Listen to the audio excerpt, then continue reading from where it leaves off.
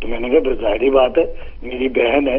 اور تو میں نے اس سے پوچھا کہ تمہارا کیا ہے کہ میری بہن ہے 20 سال پہلے وہ اس سے ملا تھا, اسے یہ بھی نہیں پتا وہ کہاں رہتی ہے, نہ کوئی کانٹیکٹ ہے. تو ہم جو ہے یہ ہماری فیملی ویلیوز, ہمارا کلچر, یہ بہت بڑا ہمارے اثاثہ ہے اور ہمیں اپنے بچوں کو بتانا چاہیے اور ایجوکیشن پہ بہت دھیان دینا چاہیے کہ ایجوکیشن اس ملک میں آپ میں جو بیٹھے ہیں, میرے نظر میں اس ملک میں رہنے کا سب سے بڑا پلس پوائنٹ جو ہے وہ ایجوکیشن ہے, جو ہمارے ملکوں میں نہیں ملتی پیسہ دینے کے بعد بھی. اور ہمیں بڑا اپنے بچوں پہ کو ٹائم مطلب اس پہ ڈسپلن, کہاں جا رہے کہاں آ رہے کس سے مل رہے, اور تعلیم, یہ جو چیزیں ہیں یہ بہت ضروری ہیں. بہت بہت شکریہ آپ کے ٹائم دینے کا. اور جی تھینک یو. نہیں تو میں آپ سے ایک چھوٹا سا سوال کرنا چاہتا ہوں. جی ضرور ضرور.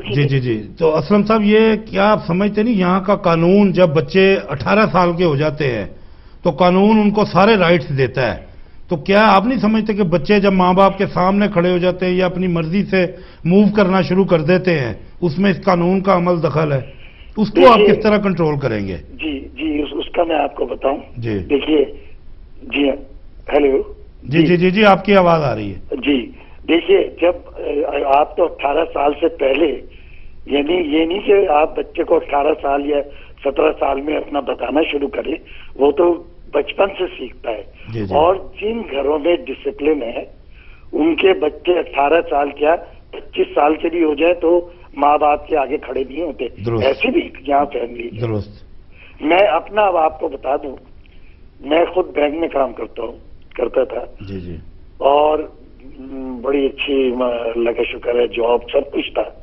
میری فیملی, میرے بچے بہت اچھی یونی سے انہوں نے سب کچھ کیا. لیکن میرے جو ان لاز تھے ان کے گھر کا ماحول بالکل انگلش تھا. کون آ رہا ہے کون جا رہا ہے, کہاں جا رہے کہاں آ رہے, یعنی مجھے اس سے وہ تھا. اور میں اپنے بچوں کو اس ماحول سے بچانا چاہتا تھا. آج میں آپ کو بتاؤں کہ میرے بچے بھی مجھ سے گئے, بیوی تو ہو گئی ڈیورس.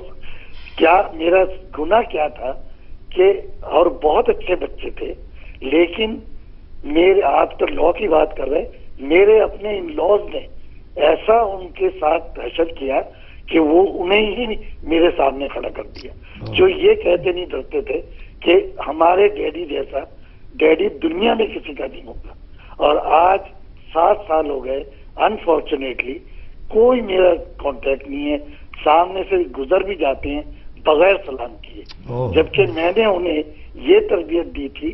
اور مجھے جو لوگ جانتے ہیں وہ یہ کہتے ہیں کہ واقعی اگر بچے دیکھنے ہوں تو اسلم کے دیکھو کتنے تمیزدار ہیں. ہمارے اپنے ہی لوگ, میں نے آپ کو جیسے بتایا, انفارچونیٹلی یہ جو آپ اس کی بات کر رہے کیا کہتے ہیں قانون کی, قانون تو بہت, یعنی بچے جب آپ کا ماحول گھر کا اچھا ہوگا بچے اس طرف نہیں جاتے, ان کی ہمت نہیں پڑتی. لیکن اگر شروع سے نہ رکھیں آپ تو پھر وہ ہوتا ہے کہ وہ اپنے لاز کہ بھئی ٹھیک ہے میری یہ رائٹس ہیں, آئی کال دا پولیس. لیکن خدا نہ خواستہ میری اپنی اولاد تھی, کبھی نہ میں نے کبھی انہیں کچھ کہا. جو یعنی ایک گھر میں ڈسپلن تھا کہ بھئی پڑھائی جو ہے پہلے ہے, اور ماشاءاللہ پوری دیانتداری سے پورے لگن سے انہوں نے اپنی تعلیم مکمل کی. انفارچونیٹلی میں نے جیسے آپ کو بتایا کہ جو لوگ غلط, جیسے ابھی یہ ذکر کر رہے, میں اپنے جو جاننے والے ہیں میرے یہاں انکل, یقین کریں کہ میں آج آپ کو بتا رہا ہوں کہ جب میں, وہ مجھے کہتے تھے کہ اگر کسی کا کسی کے ساتھ افیئر ہے تو واٹس رانگ ود اٹ. آپ دیکھیے ہم اتنی پستی میں چلے گئے کہ ایک 65 سال کا آدمی, اسے یہ شرم نہیں آ رہی, جو کہ پیدا مسلمان پاکستانی, اور وہ کہتا ہے کہ کیونکہ وہ بھی یہاں پہ 40 سال سے ہیں, وہ اتنے برین واش ہو گئے کہ انہیں کوئی برائی نظر نہیں آتی. احساس ہی ختم ہو گیا. ایشین بچے کتنی جیلوں میں ہیں, ینگسٹر. بڑی افسوس کی بات ہے یہ.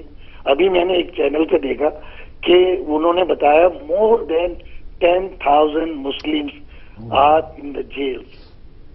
کتنی شرم کی بات ہے کہ 3 ہماری پاپولیشن میں اگر دیکھیں تو ہمیں کتنے 3%، اور جو ہمارے جیلوں میں ہے مور دین 10%. ٹوٹل 84,000 ہے پرزنرز، اوور 10,000 آر مسلم. کتنی افسوس کی بات ہے.